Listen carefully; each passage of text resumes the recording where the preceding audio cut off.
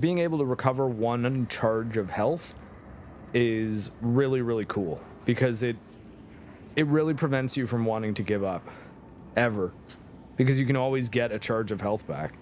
All you have to do is not get hit while doing enough damage to, you know, make a difference, and you can heal again. And then all of a sudden it's like, whoa, we're back in the game. This just got interesting. And there's been a lot of really clutch kills for a mechanic that, yes, I suppose makes the game a little bit easier than some of the other games in the genre. However, it's also kind of like easier in a way that's actually an improvement, like because it does solve a pretty big problem that the games have, where if you get hit a whole bunch at the first half of the boss fight or something, or first quarter, lots of people will just give up because they're like, okay, I'm using too many heals, so there's no point. But I pulled off a lot of much more dangerous kills than I otherwise would have, mostly because, hey, like, you can, you know? I kind of like Jedi Fallen Order. It aged poorly. Yeah, I've never really wanted to go back and play it. It's not one of the Souls games that I'd like. I mean, this game slaughters Jedi Fallen Order. If anyone says that Lies of P is a better Souls-like game, that Jedi Fallen Order is a better Souls-like game than Lies of P, you do not understand this genre. You don't. You do not. Call me a noob if you want, but you don't get it. I can tell you that for sure. But also, I did beat that game on Jedi Grandmaster difficulty, so calling me a noob probably isn't going to work super well if we actually start discussing it. Fallen Order is fun, but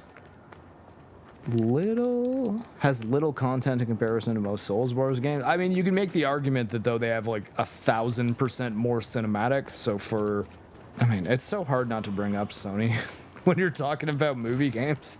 But if you're planning to capture that audience of people who want a movie style presentation for a game with a very simple story that's very easy to follow and maybe is not super groundbreaking in any particular way, that's all they were looking for and all they're ever going to be looking for. So you can't really make that argument to people, because it's like, oh, well, the difference is the story isn't insane and hidden in a bunch of item descriptions. It's like, well, you don't get it, but it's okay.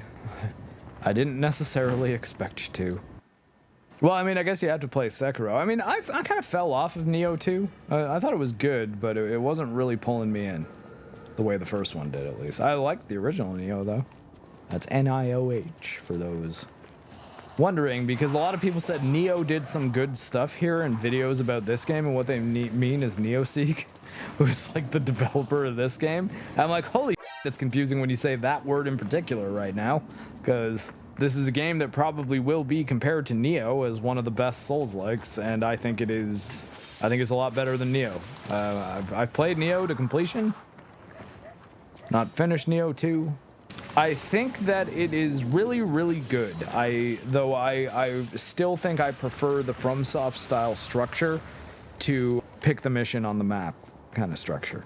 I mean, granted, you get more visual variety that way, but that's kind of the trick with building these worlds, so that you move to these different areas and the visual variety kind of comes organically, you know?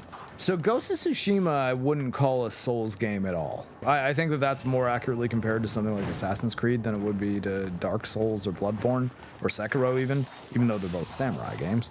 And Assassin's Creed, I guess, technically has never been a samurai game, even though people have wanted it for a while, which is why it's funny that Sony just like, okay, we'll do Japan Assassin's Creed if no one else wants to. Give it to an American developer too.